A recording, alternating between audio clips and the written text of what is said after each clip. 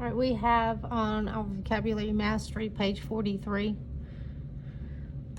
In Unit 5, we have vocabulary words, and we're going to discuss a decimal number. It could be anywhere from like this to 7 6/10. A decimal point is what separates, again, the whole numbers from the fractional parts of numbers. When you evaluate, you find the value of. So you go back and look at the root word of value. Expression does not have an equal sign. An expression can be a mathematical combination of numbers, operations, and or variables. An expression can be 6 plus 7. An expression can be a plus 3. It does not have an equal sign. A factor would be when you would multiply a factor times a factor, which equals a product, the answer to a multiplication problem. Hundredth is the second digit over in the decimal. This is the hundredth spot. That number is 5/100ths. All right, so now next word we have at the top is called our multiple. A multiple is the product of a given number and any whole number. We'll talk about multiples in just a minute. Place value is the value of digits in certain places, the value of digits in places. The product is an answer to a multiplication problem. A factor times a factor equals the product, which we had that right there a minute ago. All right, a quotient is the answer in division. 10th spot, first spot over, this would be 5/10.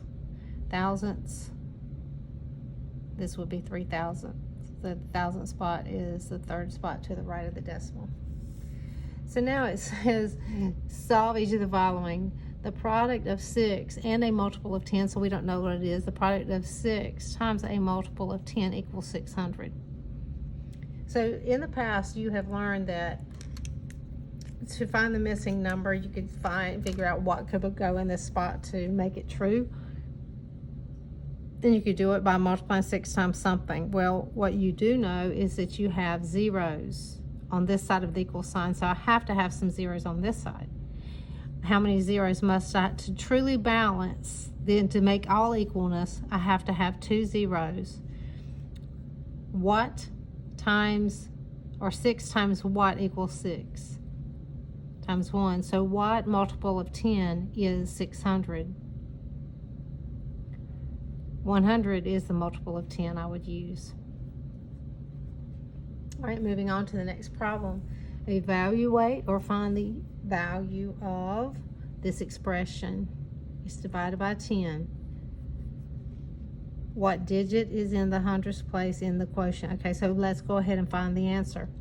Well, again, I have my powers of 10. So I'm going to use Mr. Dole. Since I'm dividing by 10, I can use Dole of the Mr. Dole part.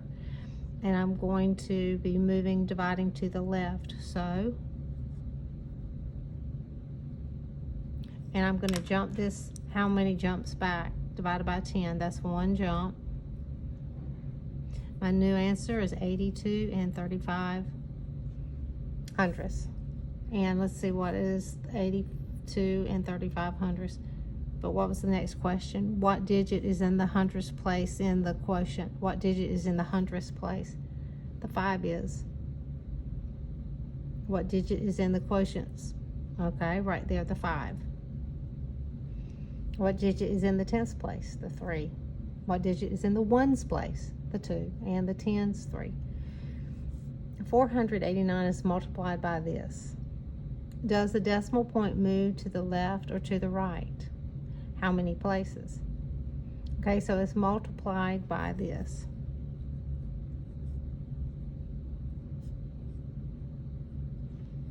Well, we're finding 1/10 of it. It's times 1/10. So we're going to actually be moving this one which way? I can move it because this is less than a whole. I can move it back in one. Now, the other thing, right, so we know that that's the answer. How many places? Does the decimal point move to the left or to the right? It moves to the left. But why? Because you're multiplying by this 1/10, so it's not your whole multiplying to the right move. So, but it says how many places? Just one. So what we're going to do too is we're going to work this out. And let's see what we're doing. 1 times 9, 1 times 8, 1 times 4. Don't forget your placeholder, 0, 0, and another 0. But remember, in the end, what are we having to do? We have to show one decimal place, and that's why we're doing it. When a decimal is in its side, it's on the right, and we just moved it in one.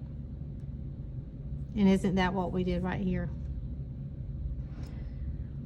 Okay, so let's move on to the next one. The first two multiples of 3 are 0 and 3. Then you count by threes. 3, 6, 9, 12. Let's see what they're asking. What are the next two multiples? 0 and 3, 6, and then 9. The first factor in the following expression needs a decimal point.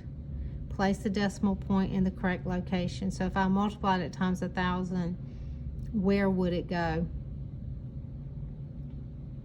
Wow, that's a nice little strategy. So, or a nice thing to learn. If you might want to guess and check on this one, but if I put it right here and I moved it 3 jumps to the right, because they're full multiples of 10, that's 1, 2, 3.